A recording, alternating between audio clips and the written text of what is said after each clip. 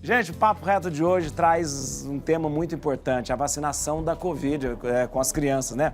A vacinação, a imunização das crianças em relação à Covid. Acompanhe esse VT, depois a gente vai conversar e aprofundar nesse assunto.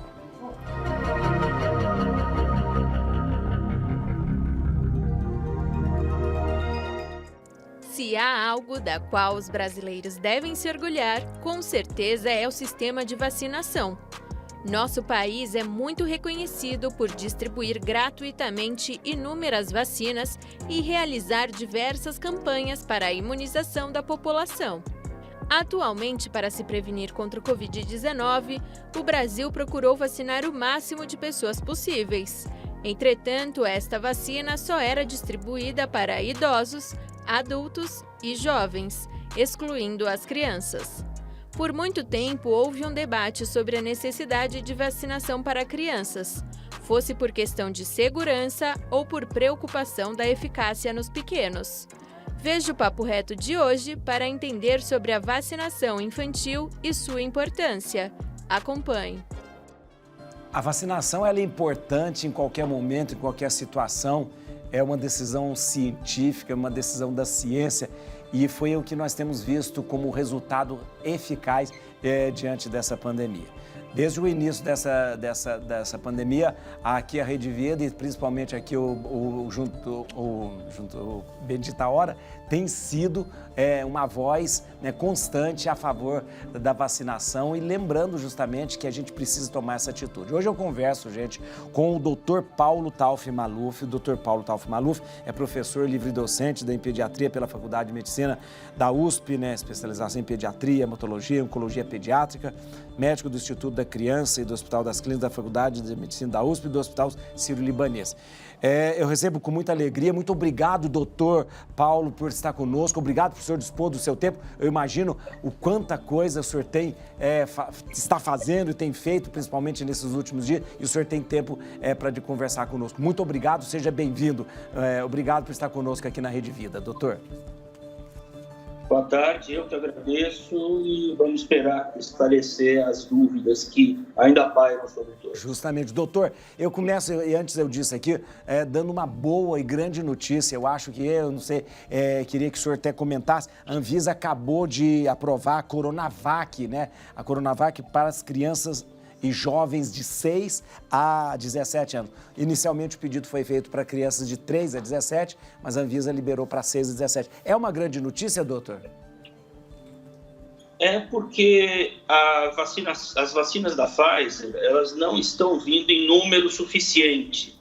Então, no momento atual, a gente não tem suprimento para vacinar toda a população infantil com a vacina que foi testada mais largamente, que é a da Pfizer. Portanto, a Coronavac, por ser uma produção nossa, e a gente já sabe que a gente não vai ter, muito provavelmente, problemas de fornecimento e é uma vacina muito segura, como a gente já sabe. Então, a notícia é boa, com certeza. Doutor, o senhor falou da segurança de vacina. Eu queria perguntar, porque sempre é a preocupação dos pais, da família. A vacina da Covid-19 para crianças, seja ela Pfizer, Coronavac, aquela que foi aprovada, ela é realmente segura, doutor? Eu acho que ela é até mais segura nas crianças do que em qualquer outra faixa de idade, por várias razões. Até porque a dose aplicada em crianças é uma dose menor do que aquela oferecida em outras idades. Nós tivemos, em outros países, tomando por exemplo os Estados Unidos, eles já vacinaram cerca de 9 milhões de crianças. E o nível de efeitos contrários, de efeitos adversos, foi praticamente desprezível. Portanto, a vacina ela é segura, ela deve ser usada com tranquilidade por todo mundo que deseja e deveria desejar vacinar seus próprios filhos. Doutor, o senhor falou os Estados Unidos, também outros países vacinam a criança. Por que essa decisão sobre vacinar a criança aqui no Brasil, contra, a favor, gerou tanto debate, gerou tanta discussão? O senhor acha que existe um pouco dessa coisa do negacionismo? Ou então é mais um debate político em relação a isso, doutor? Eu tenho a impressão que no Brasil é até melhor do que ocorre em outros países. Nesses países mais avançados, por incrível que pareça, as ideias contra vacinas ou os preconceitos contra vacinas são maiores do que aqui. O povo brasileiro, ele aceita com muito mais tolerância as vacinas do que provavelmente em qualquer outro lugar. Mas sempre existem aqueles que levantam questões ou que são mal informados ou que transmitem informações equivocadas. Isso às vezes acaba causando ou trazendo uma certa hesitação dos pais em fazer com que seus filhos sejam vacinados. Mas, de um modo geral, a população aceita muito bem. Que bom. Doutor, o senhor, como que está lidando com isso a todo momento, e como cientista, né, com a palavra da ciência, o senhor acha que o passaporte da vacina, ou seja, a exigência de que a criança foi vacinada, deveria ser exigida para que ela pudesse participar da escola, participar da aula, normalmente, voltar à aula presencial?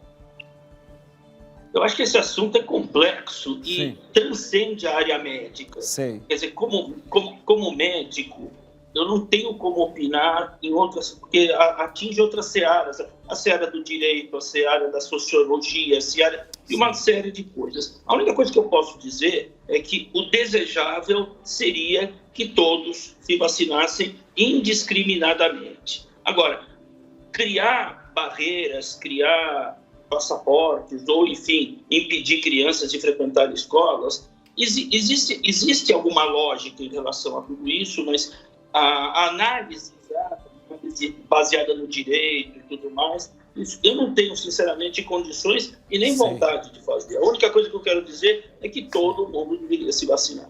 Eu não sei, eu não tenho essa informação, eu não sei, eu pergunto para o senhor até para que eu possa saber.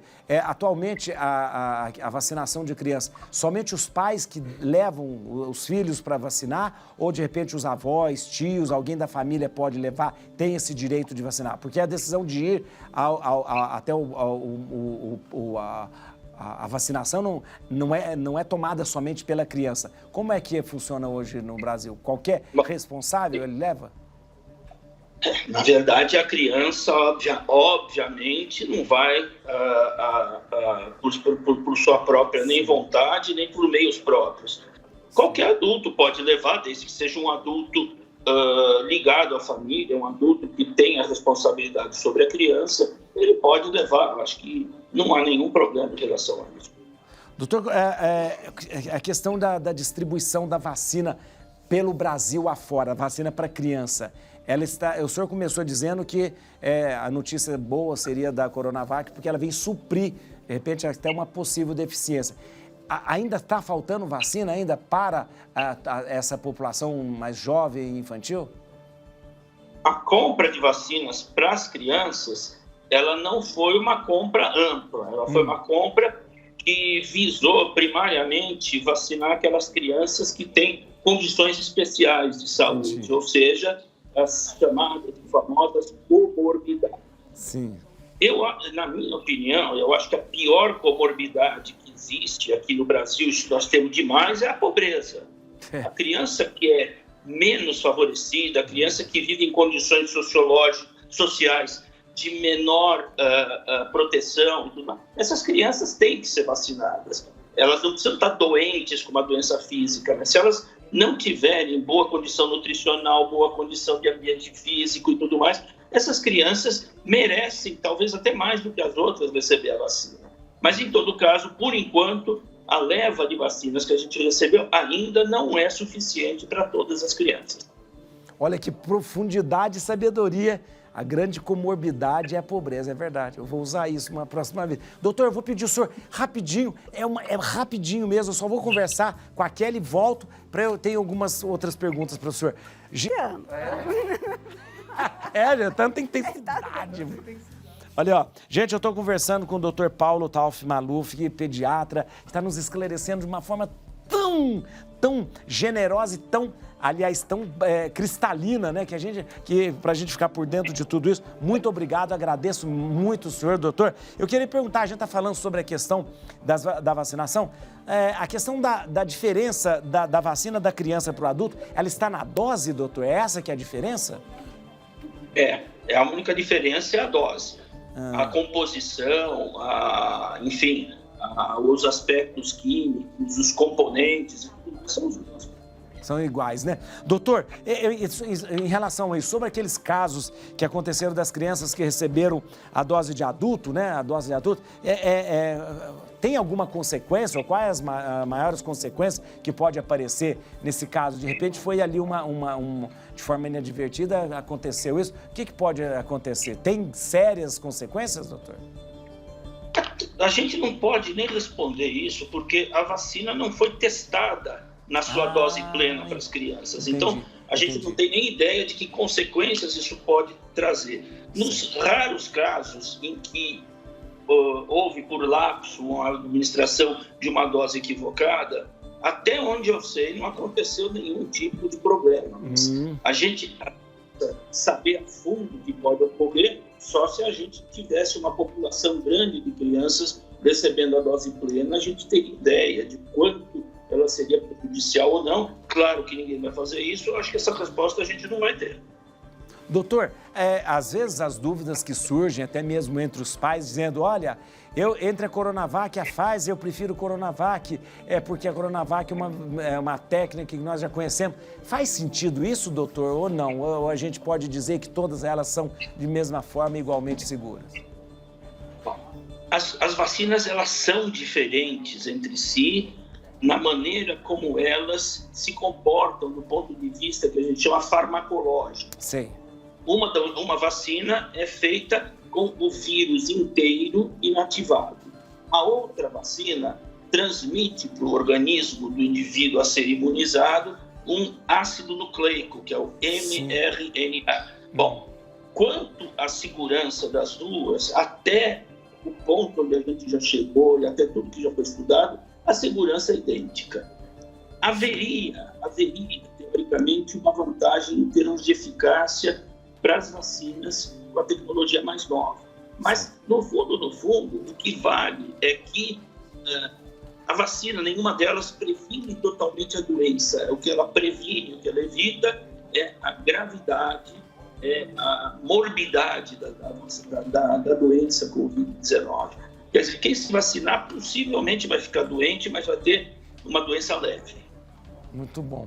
Doutor, eu queria agradecer muito, mas muito ao senhor. Obrigado pelo tempo do senhor. Eu sei que é difícil, mas eu sei que o senhor se colocou de uma maneira tão solícita. Eu agradeço. Eu quero deixar aqui, gente, o site. Por favor, aqui, ó, acesse o site Paulo T. Maluf, atenção, paulotmaluf.com.br, paulotmaluf.com.br, e você pode entrar também em contato pelo e-mail gipa.consultório@outlook.com. Esse é o e-mail, gipa.consultório@outlook.com. Pode entrar em contato, ou então o telefone que eu deixo de contato, 0 operadora 11 97473 2323, 974732323.